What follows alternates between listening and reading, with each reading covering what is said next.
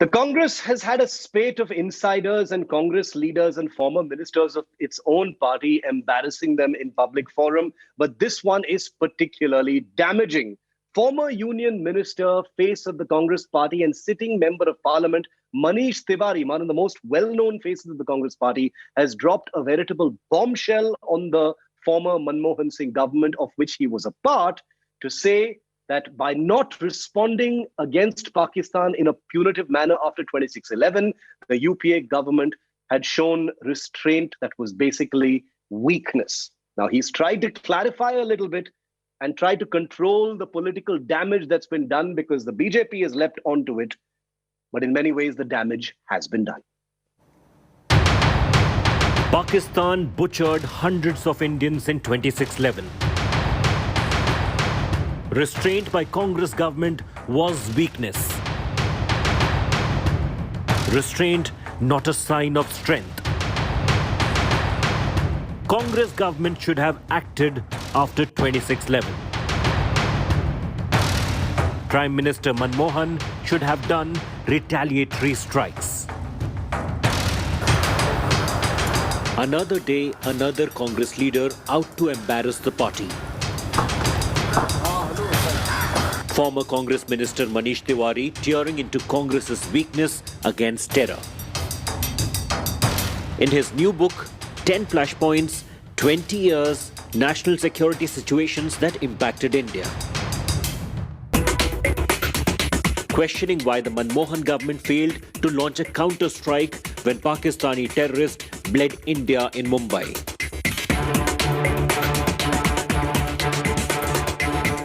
Congress distanced itself from the big 2611 admission, but hinted at disciplinary action against Tiwari. This is sad part of democracy. People say whatever they feel like, but what I would like to mention here is that while the Pulwama was happening, where was the Prime Minister, the then Prime Minister? What was he doing? Was he not shooting for one of the channels? So accusing anybody is a very simple thing.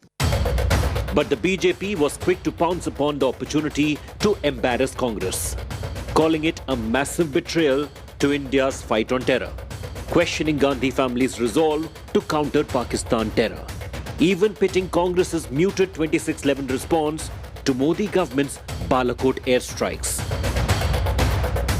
एक टिप्पणी हमारी ही सेना के तत्कालीन air chief marshal Fali Homi Major ji की मैं जरूर आपके समक्ष रखूंगा। उनका वक्तव्य है कि surgical strike was an opportunity lost and we didn't make use of it. ऐसा क्यों हुआ सोनिया गांधी जी? हमारी वीर सेना को, जिसका लोहा पूरे विश्व में हर कोई मानता है, यह अनुमति नहीं दी गई। अभी कुछ ही दिन पहले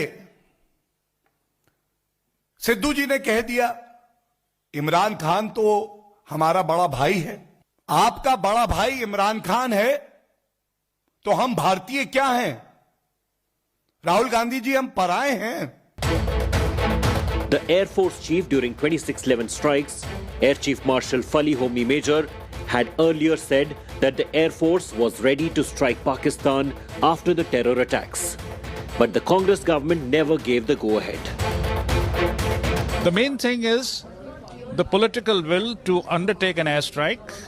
And this is my guess, but I think I would be right, that perhaps our intelligence gathering, all kinds of intelligence collection has improved, and we are sure of targets to use air power so that to avoid collateral damage. Though a small tactical action like this has a huge strategic effect, and we should never ever hesitate to use air power in any such operation, provided you have a lucrative target available.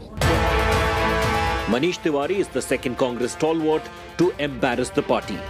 Recently, Salman Khurshid had called Hindutva same as ISIS and Boko Haram in his book. Bureau Report, India Today.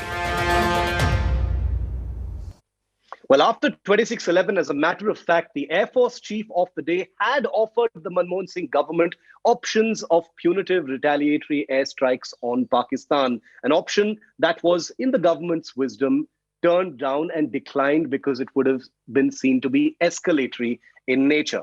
Well, the air chief of that day, Fali Homi Major, spoke exclusively to me in 2019 and said that the decision not to do it then and to do it in 2019 during the Balakot airstrikes showed political will, which was perhaps absent in 2008. And we have with us here at the India Today conclave Air Chief Marshal Fali Homi Major, former Chief of the Air Staff. Air Chief, you were Air Chief during the 26/11 terror strikes, and you were famously a chief who also prescribed the kinds of attacks, the kinds of airstrikes that have just taken place. Your reactions to what has just happened? I am very, very happy that for the very first time in a fight against terrorism, we've used air power.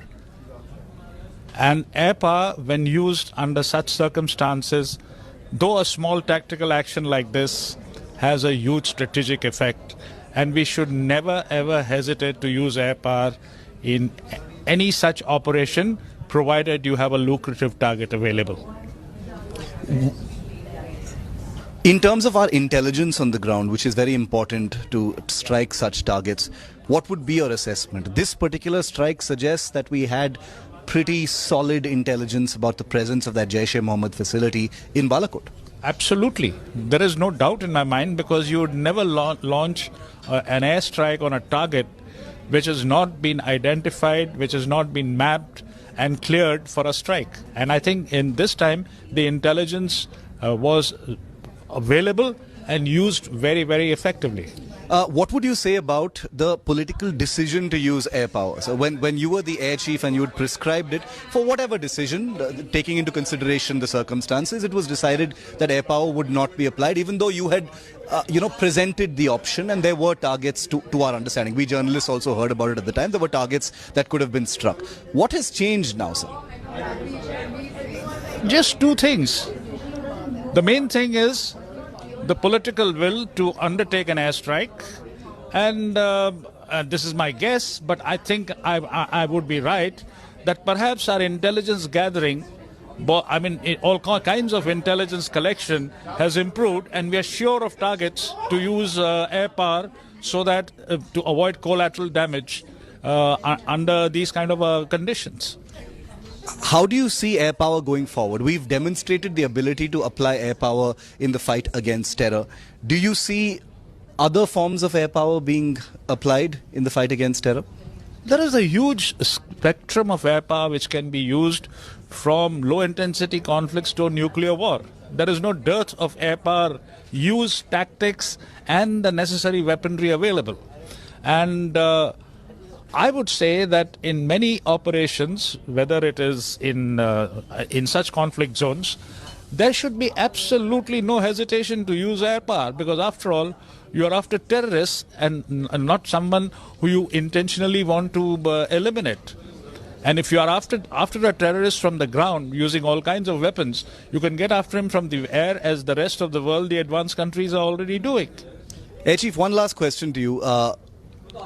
Considering the deterrent effect of airstrikes, because we had a special objective, which was the Indian Air Force had a special task to hit a terror site. The next day there was an aggression from the Pakistan Air Force, which has been widely interpreted, of course, by some as the Pakistan Air Force protecting, these terror targets. What would you say about the deterrent effect of airstrikes? Because in the public mind, it will be that we struck them and they still showed aggression against us the next day. The main deterrence by using air power is that you have various dimensions of force available to you to tackle a situation. If we had restricted such operations only to surface launched operations or cross-border operations, the kind of deterrence that would give would not be enough. As I said earlier, a small air action has a huge strategic effect, and it also has a psychological effect on the victim nation or the victim target. Thank you very much, Air Chief. Thank you. That was Air Chief Fali Hobi Major. You wouldn't find a better person than him to actually, tell it like it is as far as airstrikes are concerned. So it's a privilege to have you, sir. Thank you for speaking to India Today.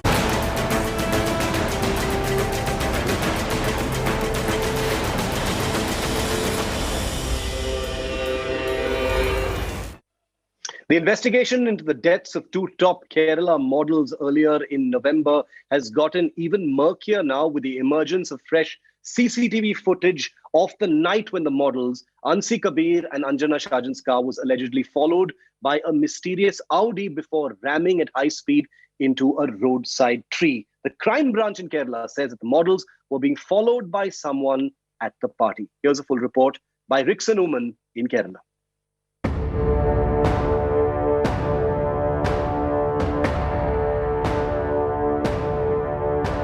Models Ansi Kabir and Anjana Shajan.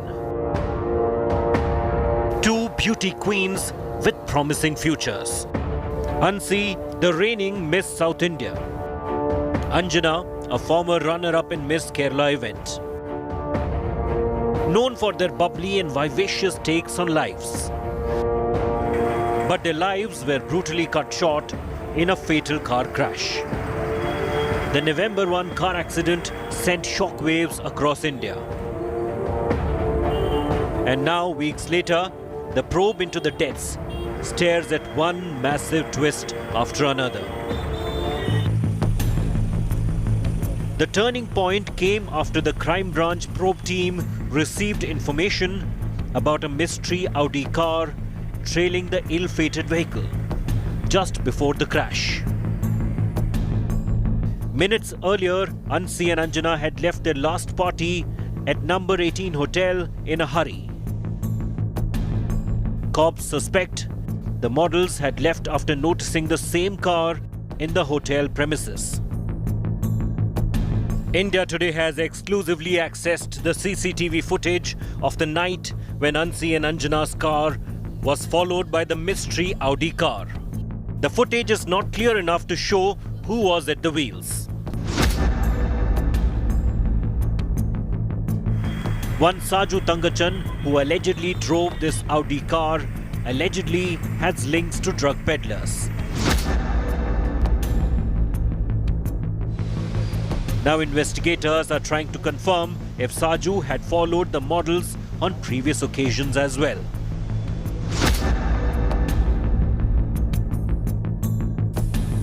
A whistleblower also informed cops that the drinks of Ansi and Anjana were spiked.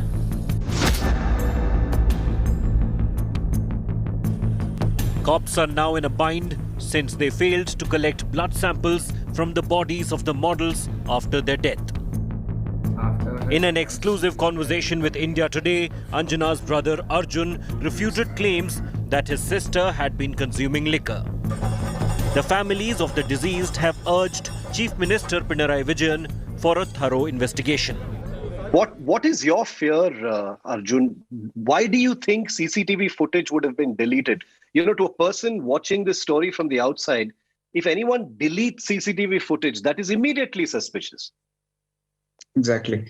So I had the similar kind of suspicion, and that's why I have written a formal complaint to the Commissioner of Police, Kochi. And they have assured me that, they will be finding out the exact reason behind this, what has happened. Arjun says that the probe must focus on the last 2 hours before Ansi and Anjana's death. When they are exiting, nobody has carried anything in their hands. Police have found 4 to 5 liquor bottles, the beer bottles, and even in the video footages currently I have seen in the YouTube channels that a bottle was recovered. That all brings to the suspicion that they were not carrying anything while they were exiting.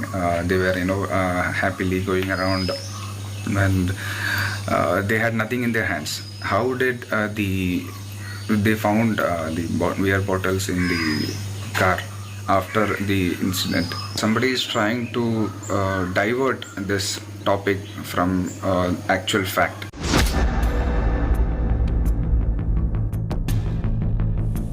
The cops also suspect foul play as the CCTV footages of the last party have been deleted. Cops suspect the hotel owner, Roy Violet Joseph, had dumped the digital video recorder in the lake. Roy was arrested along with 5 hotel staffers who allegedly helped him get rid of the party footage. But he managed to get bail within 24 hours. With one revelation after another, the question Kerala is asking: were the 2 beauty queens murdered in a staged car crash? With Trixon Varghese in Thiruvananthapuram, Bureau Report, India Today.